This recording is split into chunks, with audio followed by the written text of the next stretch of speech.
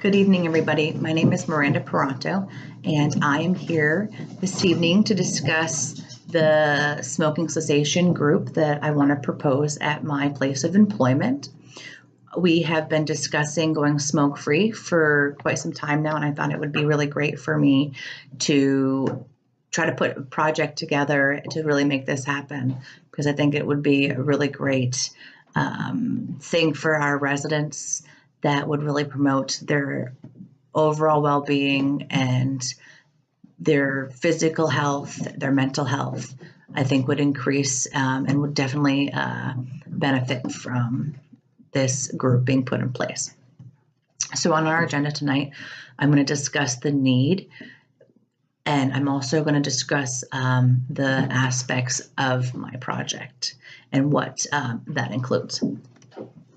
So one of the needs is the fact that smoking causes poor physical health. The majority of our residents smoke. It's one of the most significant contributors to poor physical health in the mentally ill. Modifiable risk factors, including poor nutrition, lack of exercise, and smoking, are causes for persons with mental illness to die 25 years earlier than the general population. You know, I see our residents that come in and that's what they like to do. They like to smoke. They come to our facility because it's one of the few that allow smoking. And we definitely see that seems like almost all they want to do, because the facilities that they were at before did not allow smoking.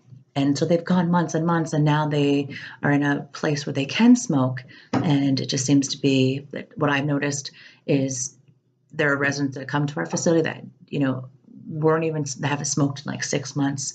They did a fantastic job. And then now they're like smoking a pack a day. The risk of diabetes is increased for people that are active smokers versus non-smokers.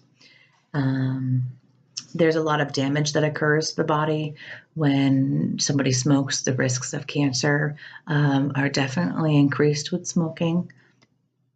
Another need for this project to take place is because the significant cost that is involved when it comes to purchasing cigarettes just in general for our residents. I mean, here in Vermont, a typical pack of cigarettes can run around $10 a month. I mean, $10 a pack. And across the US, it's about $6 to $7 a pack. And our residents are smoking about at least a pack a day. And a lot of them are on limited income, usually around maybe $1,000 a month. And most of that goes towards just their living expenses. And a lot of them don't really have the money, the finances available to invest in cigarettes. So they're really truly spending their money on when they should be purchasing something probably a little bit more healthier.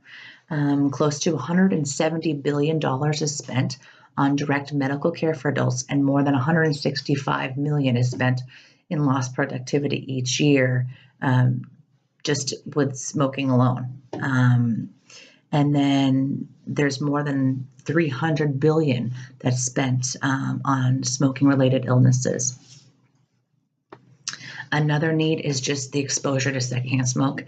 As a recovery support specialist, we have to support our residents. Some of them are on a one-to-one, which I'm not going to go into, but that means a staff member needs to be with them for at least 24 hours and an arm's length away. And that, with our residents, some of our residents being chronic smokers, that exposes staff who don't smoke to secondhand smoke, and that puts their health at risk. So there are several, staff members that don't want to be exposed to that anymore. I mean, we in general have to go outside with our residents when they smoke, so that exposes us and increases our health risks as well. So that's another reason why implementing a smoking cessation group is going to be very beneficial. So when it comes to the project itself, this is about making it a smoother transition for our residents. It involves putting together a plan that takes members across the board, senior management, recovery support specialists like myself, and creating a plan and putting it in place that's going to support them in making this a smooth transition. Because when we do transition, there's going to be smokers in the building, and we're going to be saying no more smoking. And so, how are we going to support that transition and make it less difficult for them? Because that seems to be like their ultimate coping. Is it good coping? Probably not. But in general, that's what they like to do, is smoke. So this is going to consist of program managers, case managers are going to need to be involved. Recovery support specialists are going to need to be involved. Even family members in general are going to need to eventually be involved, because our residents go out on passes and they really need that support even when they're out in the community to be smoke-free. I mean, what they do outside of our facility is definitely their choice. So they probably will smoke, but in regards to being on our grounds, we want to be able to support that. This is something that is going to take, some time, and it's going to take at least a year or so. I would project if we were to start this project right now, it would go on for about a year, it'd be evaluated in a year.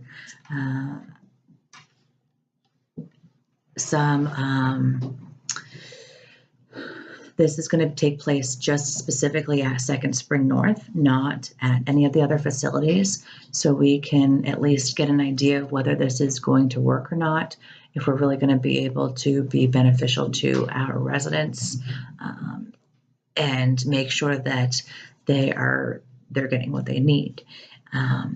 In order for us to be able to do this, we need to make sure that they have the tools that they need. So creating a smoking cessation group puts supports in place, and they would have workbooks to work on.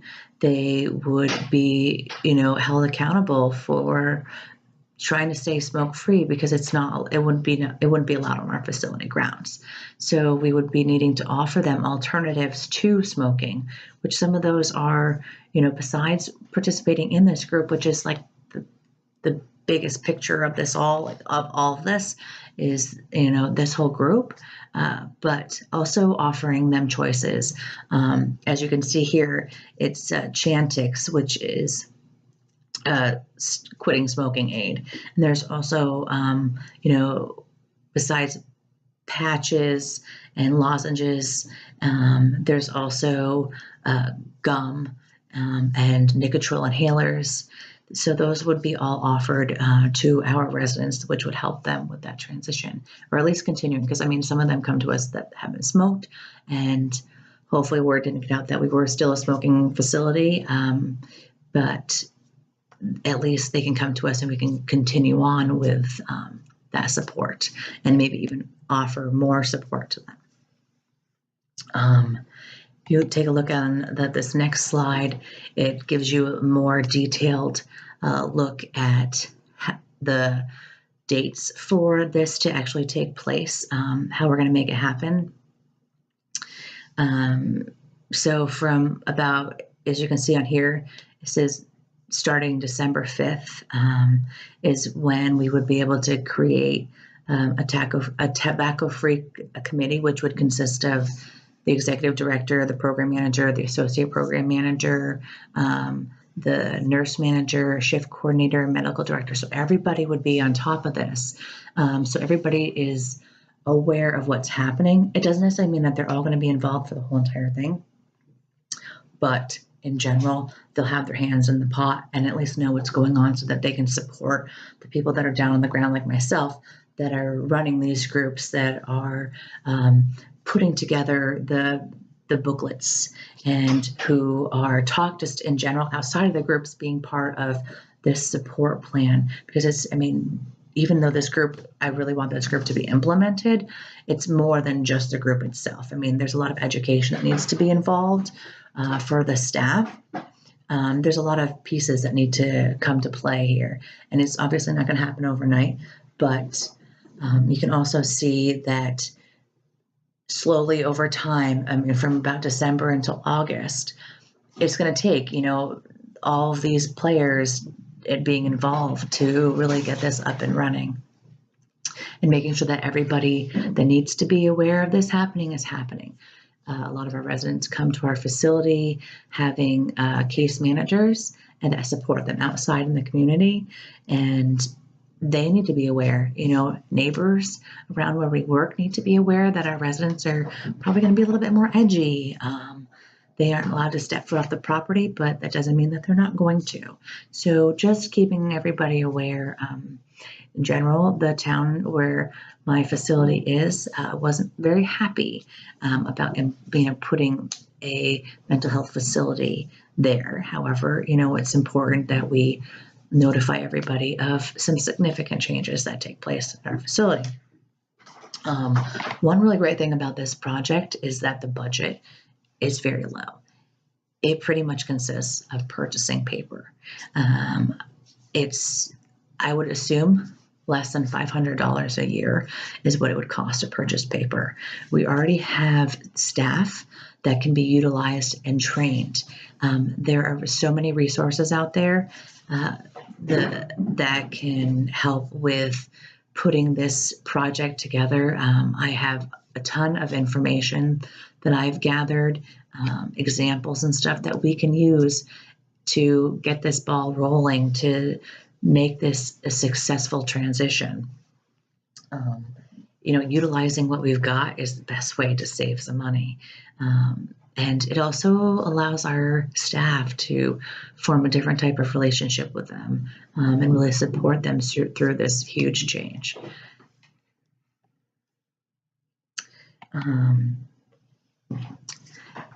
Overall, our residents, their health is going to be significantly improved.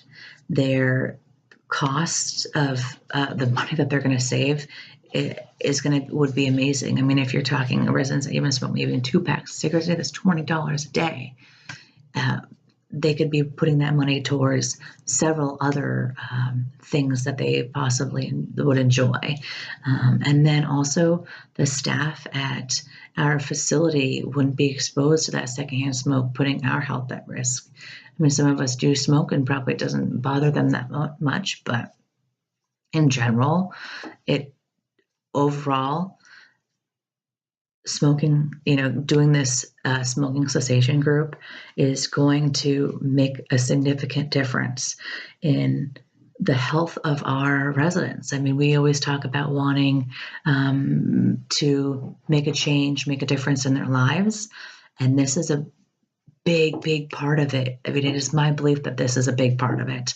I think that if everybody is on board and understands exactly how this needs to take place, and it's done delicately, and it's not just completely thrown at our residents, that they understand that this is happening and they're allowed to be transitioned into it.